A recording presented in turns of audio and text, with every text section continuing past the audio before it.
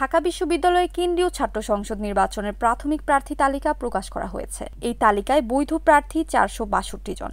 এর মধ্যে সবচেয়ে বেশি প্রার্থী ভিপি পদে 48 জন, জিএস পদে 19 জন এবং এজিএস পদে 28 জনের প্রার্থিতা বৈধ ঘোষণা করা হয়েছে। বৃহস্পতিবার 21 অগস্ট রাতে বিশ্ববিদ্যালয়ের সিনেট ভবনে এক সংবাদ সম্মেলনে এ তথ্য জানান ডাকসুর চিফ রিটার্নিং কর্মকর্তা অধ্যাপক জসিমউদ্দিন।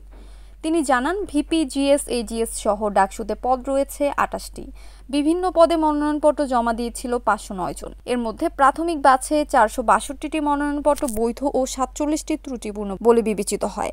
রিটার্নিং কর্মকর্তা জানান, ভোটার নাম্বার, নাম পরিচয় ত্রুটি, রেজিস্ট্রেশন নাম্বারে ভুল, বাবা মায়ের নামে ভুল, অসঙ্গতি, স্বাক্ষর ভুল ইত্যাদি কারণে 47 জনের প্রার্থিতা স্থগিত করা হয়েছে। প্রার্থীরা নির্বাচন কমিশন বরাবর আপিল করলে যাচাই বাছাই করে দেখা হবে। 23 অগস্ট পর্যন্ত সুযোগ থাকবে আপিল করার জন্য। 24 অগস্ট যাচাই বাছাই করে সিদ্ধান্ত জানিয়ে দেওয়া হবে। প্রায় 3 দশক পর 2019 সালে নতুন করে অনুষ্ঠিত হয় ডাকসু নির্বাচন। এরপর এবার পুনরায় ডাকসু নির্বাচন অনুষ্ঠিত হতে যাচ্ছে। এবারের নির্বাচনে 5 প্যানেলের মধ্যে ভোটের লড়াই হবে বলে মনে করছেন সাধারণ শিক্ষার্থীরা।